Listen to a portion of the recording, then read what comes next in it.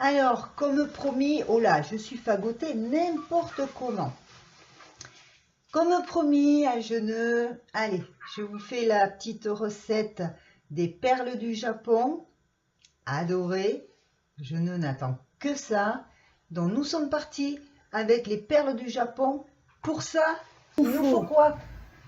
Du lait. Donc moi je prends mon lait, vous prenez le lait que vous voulez. Moi aujourd'hui je vais m'essayer un lait aux noisettes et aux petites épeautres. Ensuite, il nous faut bien entendu nos fameuses perles du Japon. Regarde Geneux, c'est des toutes petites perles. Voilà, perles du Japon. Donc il nous en faut 50 grammes, c'est ça, 50 grammes, c'est-à-dire ça fait à peu près 4 cuillères à soupe. Pour vous faire plaisir, j'ai mis 10 grammes de moins en sucre, mais savoir que les perles du Japon ne vont pas vraiment pomper le sucre, mais c'est fade quand même. Donc 90 à 100 grammes de sucre, encore une fois, vous faites comme vous voulez. Vous pouvez rajouter du sucre vanillé, comme vous voulez. Et la quantité de raisin que vous désirez, qui trempe dans le rhum déjà depuis ce matin, depuis on va dire 2 bonnes heures là. Mais moi le rhum je le coupe avec un peu d'eau quand même. Vous faites à votre goût. Raisin blanc mis à tremper, nos perles du Japon, le sucre, le lait. J'ai mis Par quoi je commence? de l'eau à chauffer parce que nous allons pré-cuire nos perles du Japon. La perle du Japon, il y faut 20 à 25 minutes de cuisson. Donc, étant donné que notre lait va cuire, lui, à feu très doux, enfin, la perle du Japon, il lui faut même plus de 25 minutes de cuisson, quelquefois. Donc, comme notre lait, lui, va cuire à peu près 20 minutes aussi, je veux dire, voilà, ça permet de gagner du temps et d'avoir une autre onctuosité dans notre dessert. L'eau chauffe pour pré-cuire. Je vais verser mon lait dans la casserole. Alors moi, il faut que je le secoue bien.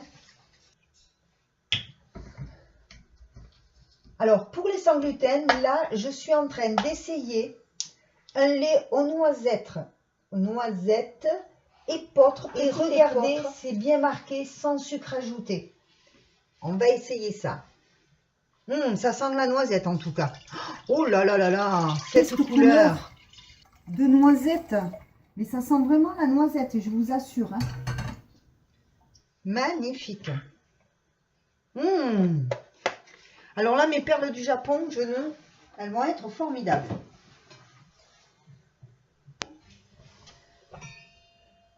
L'eau est prête. Je mets mes perles à pré-cuire. Hop.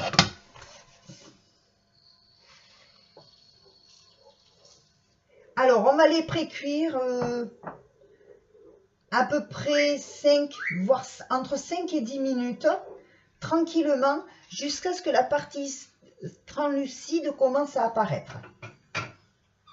Sinon, si vous les laissez cuire entièrement dans le lait, forcément, le lait va s'évaporer comme tout liquide et vous allez réduire votre dessert, vous aurez moins en quantité. Donc la perle du Japon, c'est très intéressant, comme pour le riz, de le pré-cuire un petit peu avant.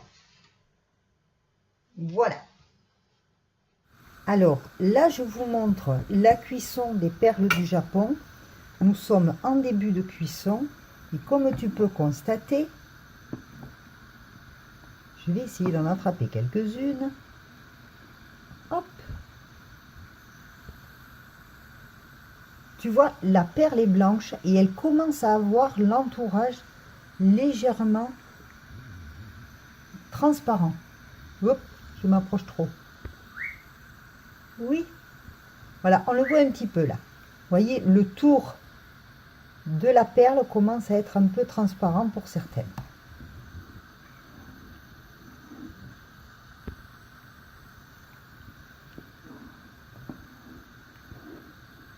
Alors là, mes perles du Japon ont déjà pré-cuites. Alors, je ne peux pas trop vous le montrer, on ne le voit pas vraiment. Mais la partie blanche commence nettement à se réduire. Elles ont commencé à cuire. Mon lait, pendant ce temps, je l'ai mis à chauffer aussi. Il est presque en ébullition. Il est temps maintenant de passer mes perles dans ce type de passoire. On y va. Alors là, dans la passoire, effectivement, vous pouvez bien comprendre le départ de la cuisson de la perle du Japon. Vous voyez comme celle-ci ici. On voit bien l'entourage transparent, la partie blanche de la perle qui a commencé à se réduire, dont la perle, elle est à un quart de cuisson là à peu près. Mon lait à côté est presque en ébullition. Il va être temps de marier les deux. Alors mon lait est chaud, bien chaud, presque à ébullition. J'attends qu'il démarre vraiment. Donc moi je le mélange parce qu'évidemment c'est pas un lait de vache. Hein, donc voilà, alors mon lait est rentré en ébullition, je baisse un peu le son. Je vais y joindre. Alors les perles, elles se mettent un peu en paquet comme ça, c'est normal. Je plonge la passoire dedans pour les décoller. Parce qu'évidemment, le lait, le temps qu'il soit...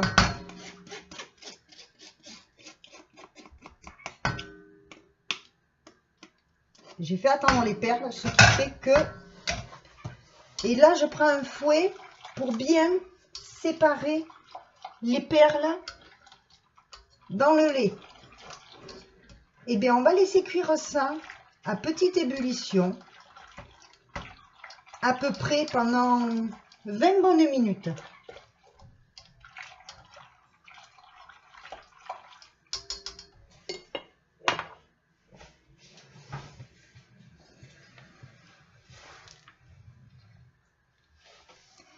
Pendant que c'est cuit, je dis 20 à 25 minutes, vous allez le voir, il faut qu'elle soit toute transparente, donc vous allez vite le voir.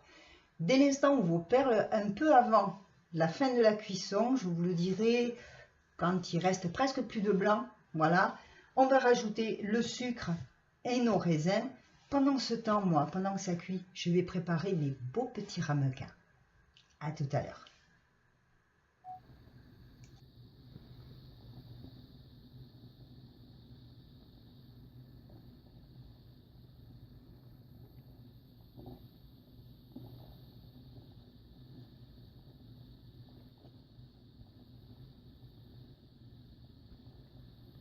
Alors, nous sommes bien aux 3/4 de la cuisson, peut-être même un peu avant. Moi, je rajoute mon sucre maintenant.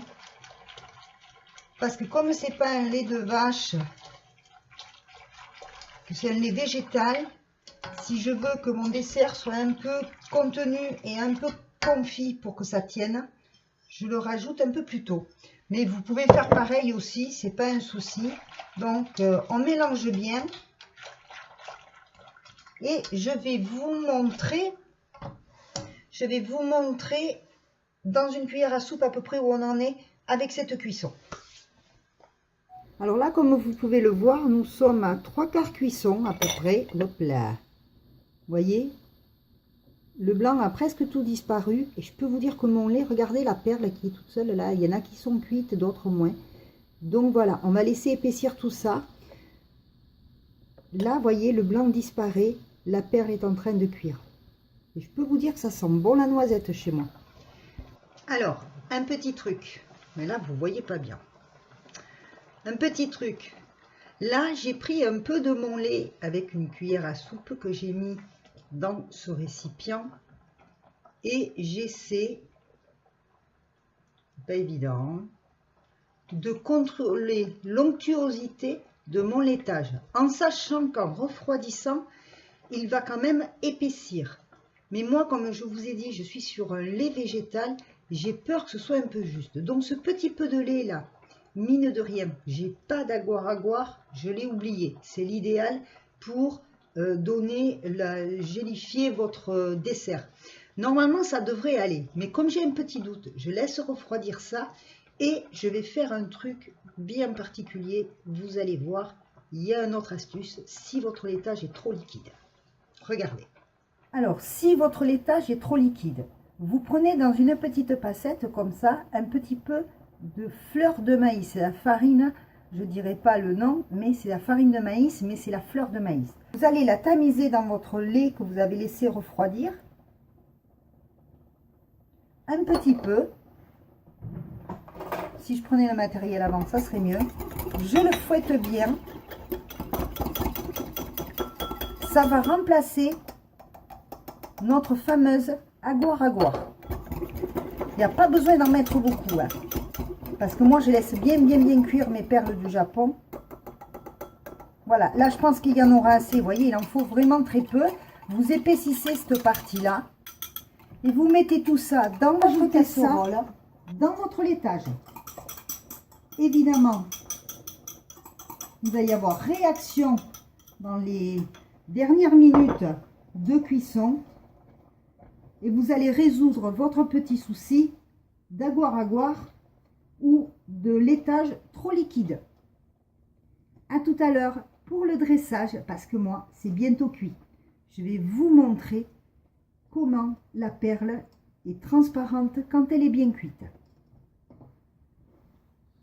Voilà, alors je ne sais pas si vous voyez, mais là la perle elle est cuite. Elle est toute transparente, il n'y a que la lumière qui se reflète dedans. Vous voyez, la perle est cuite. Alors voilà, nous arrivons presque en fin de cuisson. Je vais prendre mes raisins blancs qui ont trempé dans le rhum, que moi personnellement j'ai un petit peu coupé d'eau. Je ne garde pas tout le liquide parce que sinon ça va liquéfier votre laitage.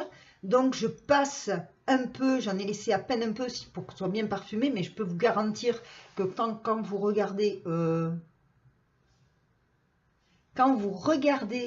les raisins comme ils ont bien trempé, ils vont être bien parfumés suffisamment. D'autant plus que moi, j'ai du lait à la noisette.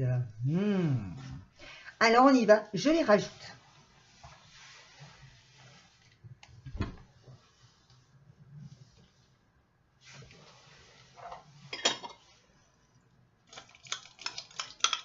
Aïe!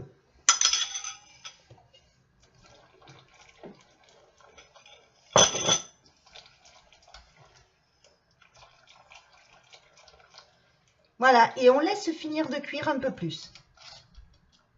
Alors,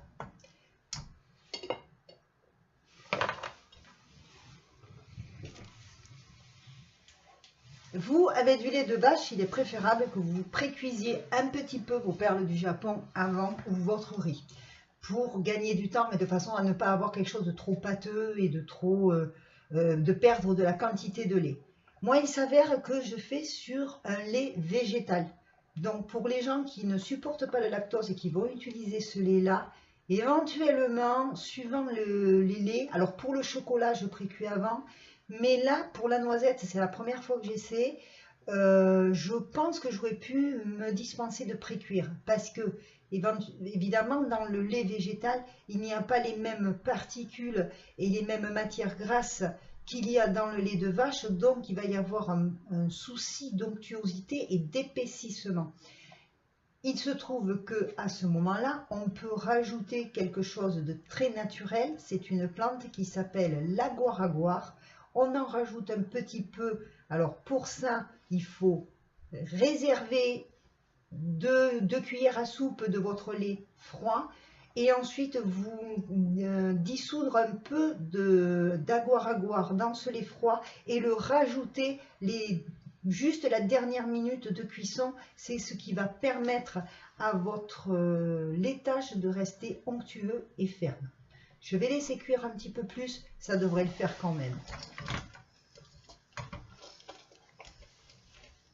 Voilà, ça a marché. Mon laitage est plus onctueux. Mes perles sont cuites.